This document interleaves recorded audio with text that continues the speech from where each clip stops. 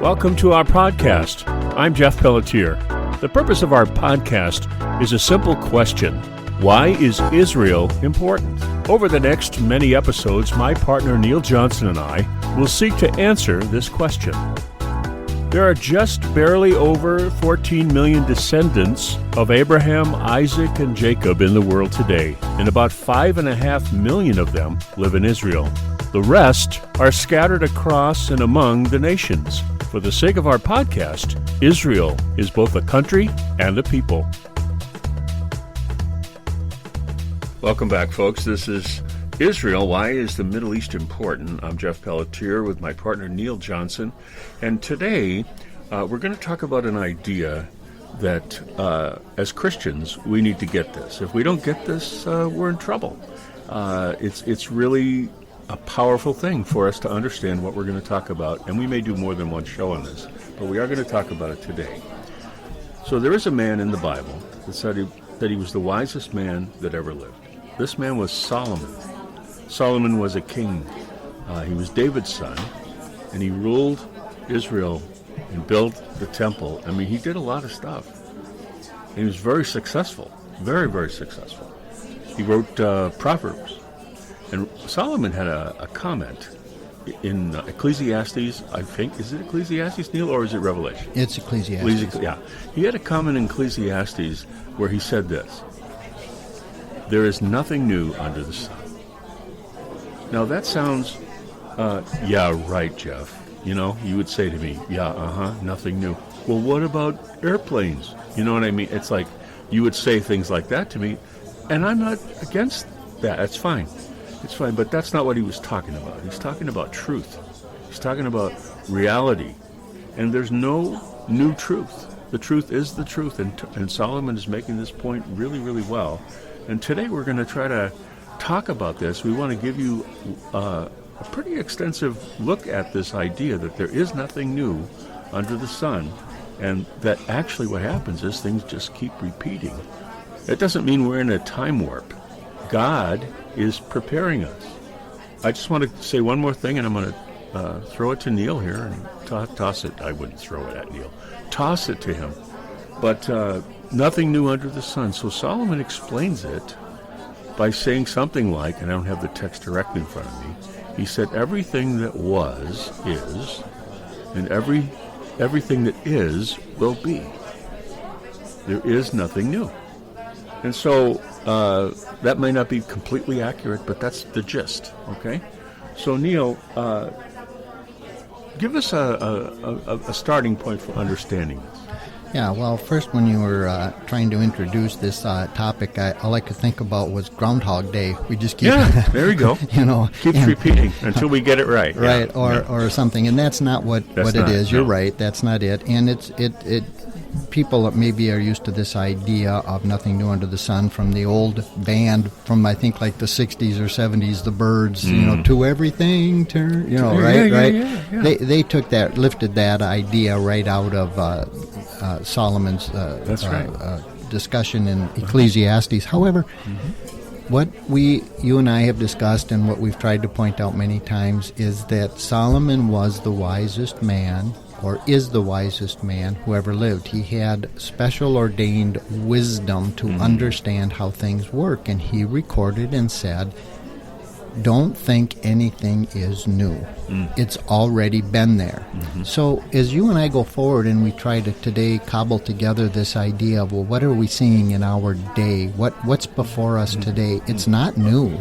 It's been there from ages past. And specifically, at some point, we're going to touch on this whole concept or this idea of this new order, this new world order. It's bantered about as though it's new, as though it's new because it's called new, right? But it's old. It's new, but it's not. It's not new, and it's been around forever, and people talk about it readily today. They do. So the New World Order, just as an example, we can talk about this, but we should talk about this. Babylon back in the day was like a New World Order. Rome was like a new world order. The Third Reich in Germany was a new world order. The Soviet Union was a new world order. And the United States it says right on the money, our money, that there's a new world order, and the introduction of democracy and a new form of government is what they were referring to. But anyway, there's a lot of examples in history where this phrase has been used, right, or it appears as though that's right. what's going on. Well, surely, and the idea of New World Order, not everybody understands the depth or the meaning, and people can embrace it, as you said, for different reasons. Yep. But the idea of where that comes from, the New World Order is in our dimension, in this world, our snow globe, is wants to be new, meaning apart from God's kingdom. Yeah. And that's the new. So whether, as you said, it's Nimrod with his tower to Babel, or it's Babylon that's morphed all the way through Scripture as meaning something specific, some kind of global political ideology that replaces God, as it were, the Third Reich, Moscow. All these things have been called in their day and in their time by one or another person a new world order. And today, right now, Sure. today we have an example of this. Right. Today we have in Europe, right? Well, it's almost so blatant as to be, do I have to be blind? Yeah. Now, people try to point out it means this, it means that, it's this, it's that, we're going here or there. That's all open for revelation as to its fulfillment. But the idea that it's a new world order in the mode of previous new world orders is without question. In other words, there's nothing new under the sun. The new Europe, the new 12-member, according to their flag, symbolism, it's so close to mimic the gospel as to a person who reads the gospel and sees all the imagery and the statements in the new world orders has to almost be spiritually either blind, I hate to say it that way, or taught not to even see it. They're taught that it's it's historical or it's whatever. Or they're symbolism. deceived. They could be deceived, right? But they hear the word new, right, and they go, "Oh, new! Oh, right. wow, new!" Right. But it's really not new. It's not new, and that's what we're trying to say. And before us in our day, we had the Old Testament prophet Daniel, who told Nebuchadnezzar, who was the king of Babylon, right? And he told him he had a vision of a statue in the four parts, the head of gold and the silver and the bronze and then the iron just trampled all the previous. So in other words, the way God talks about it, it's like when he says trampled the previous or trampled them, it's like at the time that Rome finally comes to fruition, he's trampling those same empires. And we see that same thing in Revelation when John gets a different view from a different angle, but the same thing, right? And he sees the exact same thing, the lion, the leopard, the bear, and then this fearsome thing that has these metal teeth that it devours all the others. So it's the same thing that God sees. It's nothing new. In other words, even though Rome is the fourth successive empire, he still destroys all those others at one moment. The fourth successive empire, What right. do you mean? What do you mean by that? Well, what Daniel makes clear is that there's four empires in his vision of a statue. In Daniel. Right. Okay. And then, the feet of clay, the head of gold. Yeah. That's exactly right. Yeah. And Daniel tells them who these will be, right? Yeah. And so what we have to be aware of is, as we try to explain this whole idea of a new world order and there's nothing new under the sun, is for centuries now, people have said there will be a revived or a new Roman Empire. Yeah. Now, what you have to say is, does that mean that the Caesars are back? Well, not necessarily, except that we know that the Russian Tsars, that just means Caesar, for instance, and that Rome has never gone away. As you and I have talked, the idea of Rome is so endemic in our subculture, as it were. We don't call ourselves Rome, we call ourselves the West, but it's completely dependent on the concepts of Rome or Greco-Roman, a combination, and it's in our architecture, our law courts, our just all of our thought, our writings, the way we approach things. So in other words, at some point in the future, both Daniel and John had these revelations that said this empire will be an empire, for sure, and it was, but there will be a end-time revival of that thing, however it manifests, and that's called the revived Roman Empire. Wait. So you're saying that there are end times in the false kingdom, and Right. then there are end times in God's kingdom. Well, They're right. both, they coexist. They right? coexist. And it seems to me that then, if that's true, then the events God uses to show us who He is and to show us how to be and where to go, these repetitions that God gives us, that we talked about it with Noah as a Christ, as a type of Messiah, a rescuer, a deliverer, right? And then we talked about Abraham, and we talked about Moses, and all these the pattern just continues from God's point of view. And it seems to me, and this is, maybe I'm wrong, but that God's enemy is doing the same kind of thing. The exact same thing. Counterfeiting. Counterfeiting, mimicking. Remember, from the very beginning, we know that he talked about one of these fallen entities, and he's come to be known as the adversary, as his name, Satan.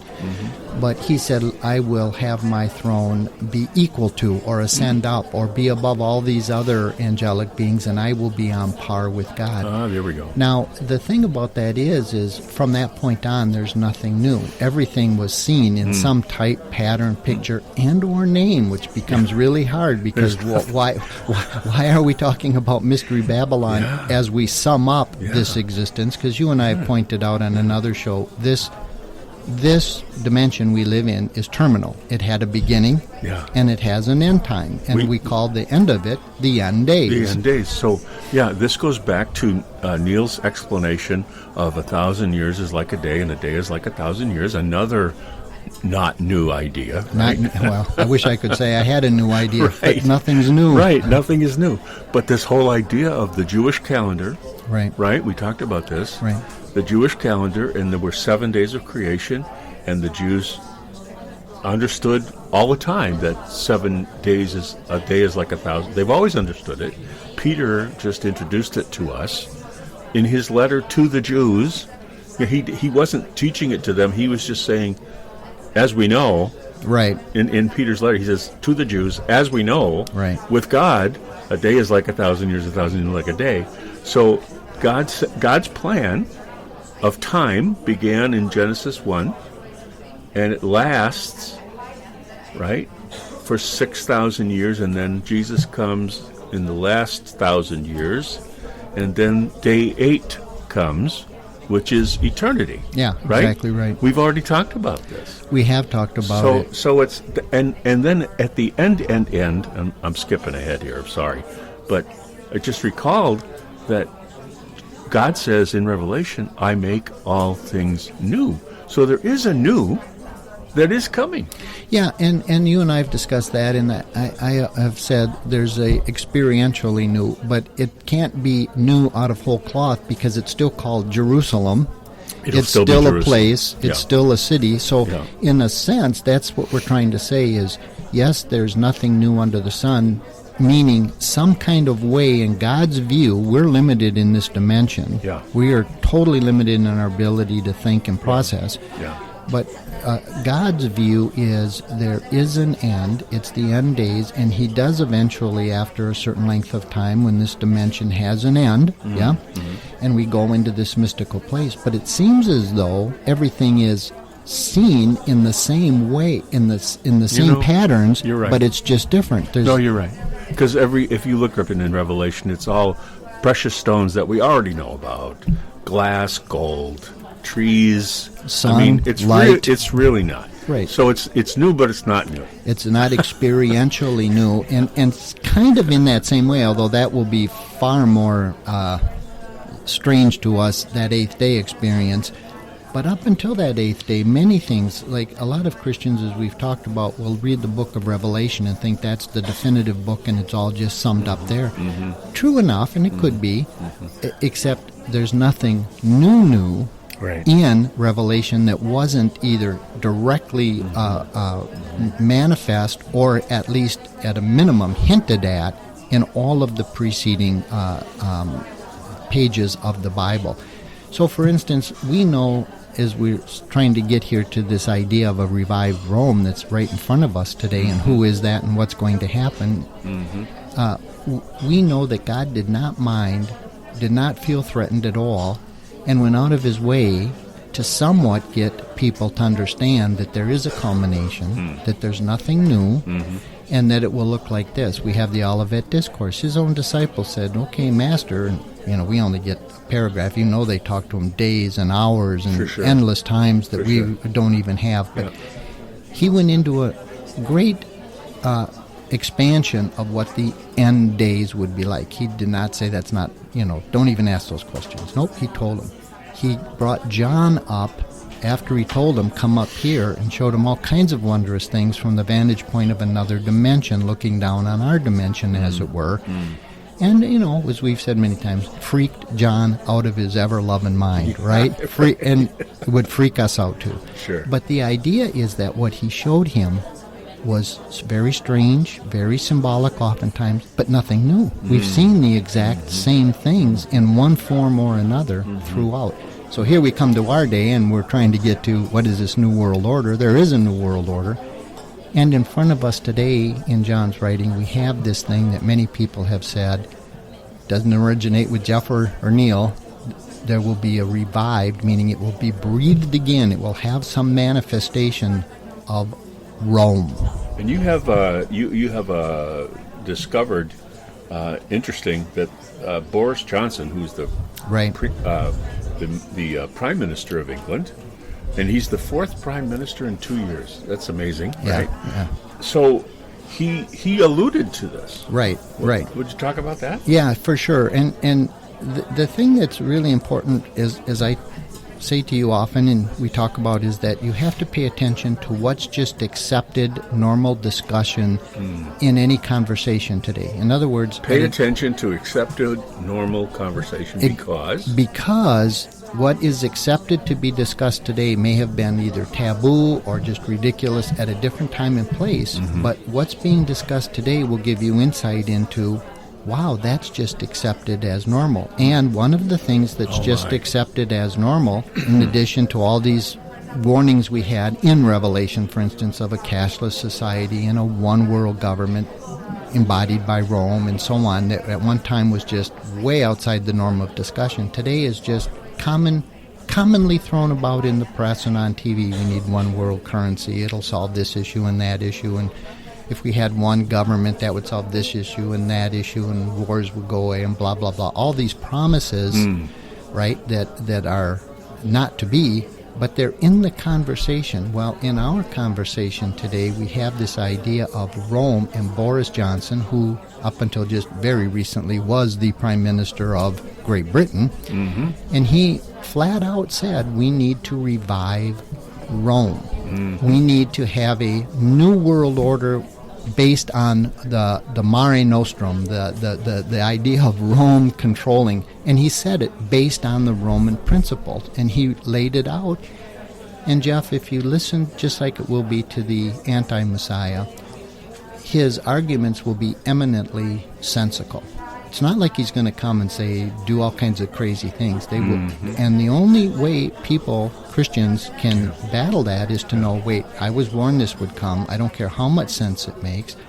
I don't care what Roman manifestation of the new empire says about it, whether it's religious or religio-political or however the combination is. We know there's an empire. There's one person who's in charge of it. We know from Daniel, he talked about it would be sort of this bifurcation of Rome that would come together again in some manifestation in the last days, and we're trying to say we are those last days, whatever day we're in, and nothing is new under the sun. And that's where you get all the commonalities of what we once saw, have seen through history, and right up until our day with the new manifestation of this, what we've said will be an unholy trinity mimicking God again, trying to ascend this idea that we can create society or religion or whatever outside and apart from God.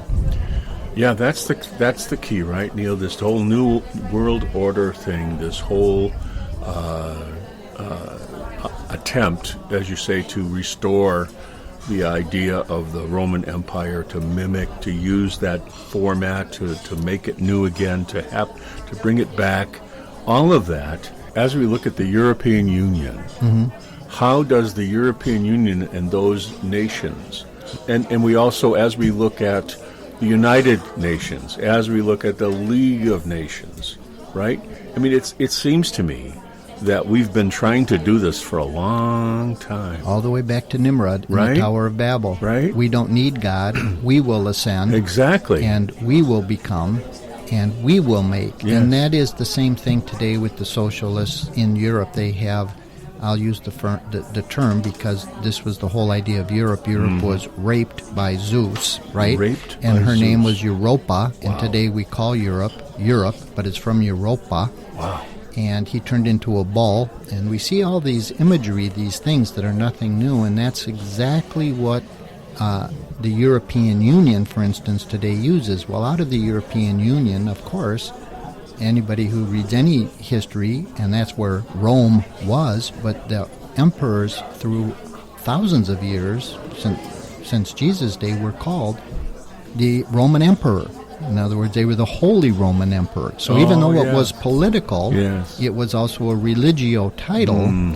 So we're looking at that manifestation, and we see this imagery, these names, these words, these ideas, and the whole thing that will encompass the whole globe. So it's not just Europe, but seemingly people have pointed to that as the most obvious, and that is out of that comes this character, some kind of way of this enormous power that will do this thing, which is global domination, and he will have the power of his father. It says this in Revelation, of the devil. Yeah. So we see this unholy triunity. We have the holy triunity, but it is, even though it might make sense initially, just like Hitler's Reich made sense initially, it led to destruction, and that's where this will ultimately lead, is destruction. But in the meantime, we can point out commonalities, verbiage, paintings, literature, just different allusions that say, oh my goodness, that's way too close for comfort, and that means something. Now, what we want to stay away from is saying it means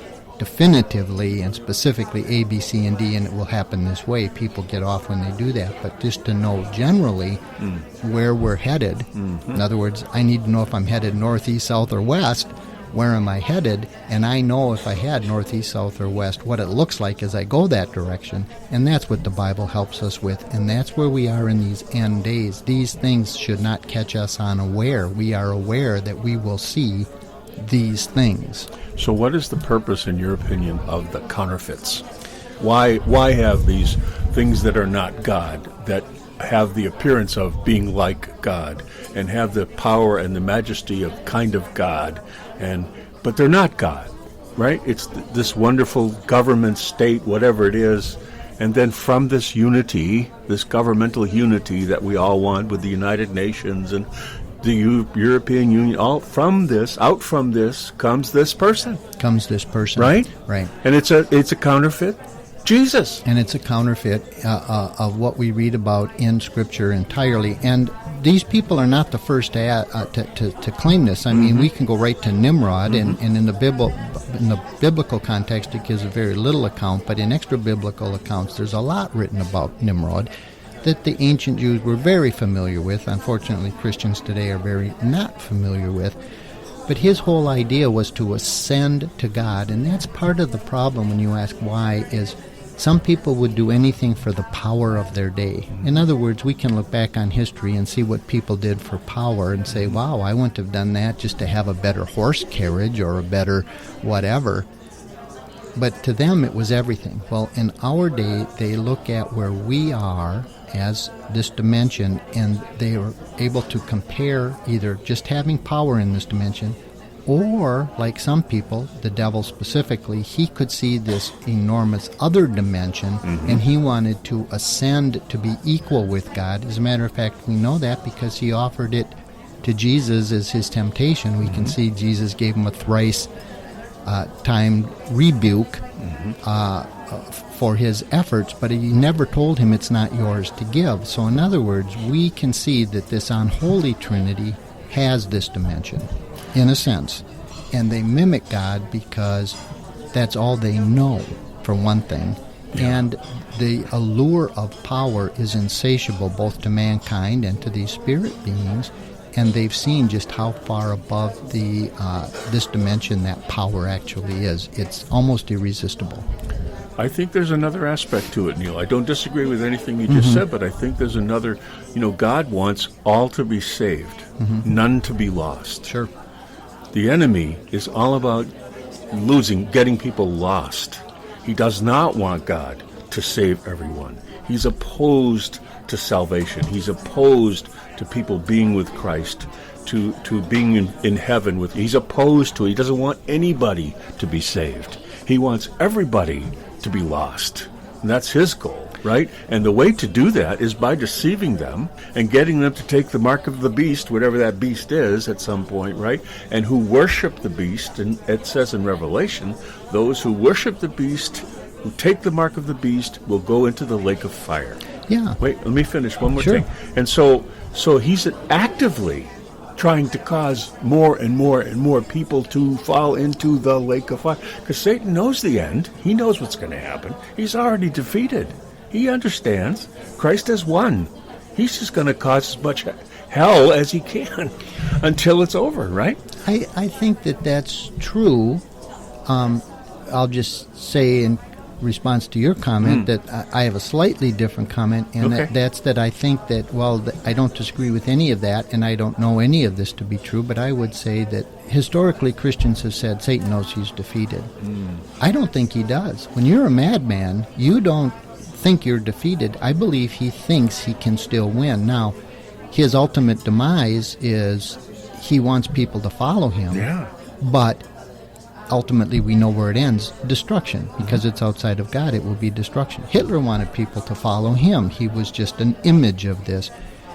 If you would have told him in 1933 that his end result would be utter destruction and nobody would follow him, he wouldn't have believed it. He thought he was going to bring the revived Holy Roman Empire, the Third Empire, the Third Reich, to fruition.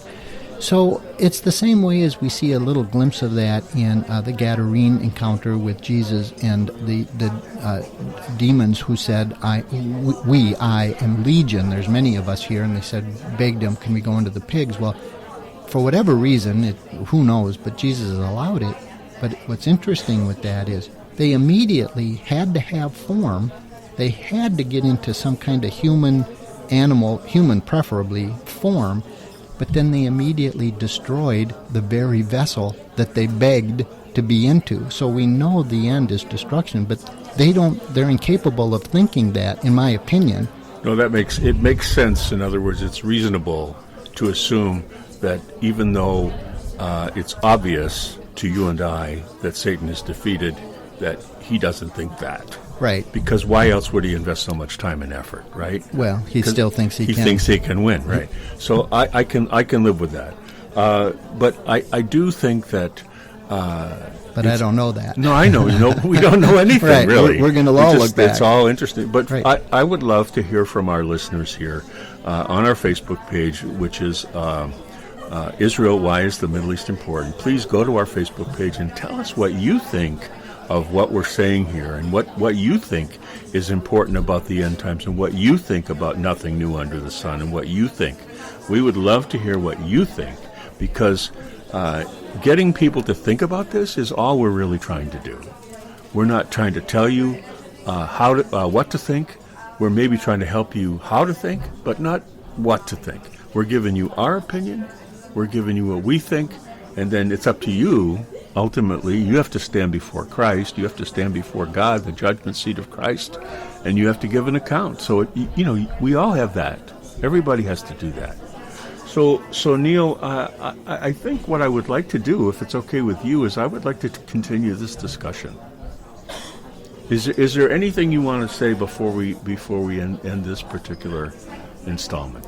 No, I think it's just important, as you just summed up there, that people, we are not trying to say how it will be precisely, just are you headed northeast, south, or west, and here's some indicia to be aware of, and here's what we are soon going to see, and how do I process through that as I go forward, and I do not want to be caught unaware, so to speak, as the Bible uses different illusionary imagery, like a foolish virgin, as it were, whose lamp went out and they had no idea what to expect or see. Where's my oil? Right. Yeah. to use one of the imageries in the Bible. And there's a lot of them, aren't there? There's a lot of them.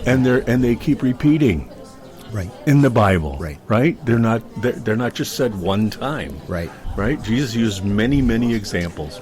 So Neil, you said this one thing that I would like you to kind of end us with, and that is this idea of there's nothing new, right? Right.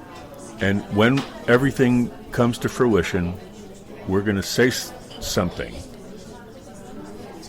I knew it was going to be. Go ahead. Yeah. The way I look at it is all believers that have a God sense, a spirit of God, we're all going to say, I knew that. Yeah. I just didn't know it was going to occur like that. Yeah. So in other words, we're not going to be surprised. We're just going to be surprised. So that's what it actually meant. But I knew that. I just didn't know it would look like that. Because we have a God sense, and that's, you talk about this a lot, is that we have this, you could use the term intuitive, but it's really a spiritual sense, right? That we know, and when we see something that we've always known, we go, I know, I've always known that, right? But I wasn't able to say it that way, or I wasn't able to understand it that way. And like you say, it's different than what we thought it would be. Right. I mean, how many times have you read something somewhere in a book and you said, I knew that, I just couldn't say it like that. Right. Well, that will be somewhat similar to how when it all culminates and it makes sense, and we all say, I knew that. Yeah. There it is. I sure didn't know it was going to look like that. That's a very, folks, that's a very easy way to grasp this idea that there is nothing new under the sun. When we see something new, it resonates with us that it is true already. And it's just a powerful thing. So stay tuned, folks, and we'll always be revisiting this idea that there's nothing new under the sun. But Neil and I will talk some more, and we'll see if we want to do another show on it, or a partial show, or whatever. But this is a very important thing for you to grasp. So we want you to go to Facebook, Israel, Why is the Middle East Important? And let us know what you think. So until next time, I'm Jeff Pelletier with Neil Johnson, wishing you shalom. This has been a great discussion for this episode of Israel, Why is the Middle East Important? I look forward to how this continues to unfold. As you can tell, Neil and I enjoy talking about the subject as it helps us to get to the root of the matter about God and why Israel and the Middle East are so important. Thank you for listening to this podcast, and we would love to hear from you. Visit us at our home at Spreaker.com. Israel, Why is the Middle East Important? That's Spreaker.com. Israel, Why is the Middle East Important? And you can find us on Facebook using that same title. And you can email us at whyisthemiddleeastimportant@gmail.com. That's whyisthemiddleeastimportant@gmail.com. Love to hear from you. If you like what you hear, please invite your friends to the conversation. One thing Neil and I always say to each other is, I don't know. Because the only way we know is to not know. Once you have it all figured out, you stop learning. And that state of mind is what helps us to learn and grow. We invite you into that journey with us. From Neil Johnson and me, Jeff Pelletier, shalom, and see you next time.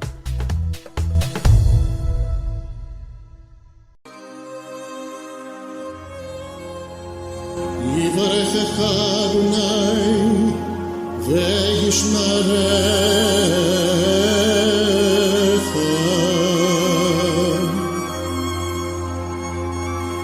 יאר אדוני פניו אליך ויחונך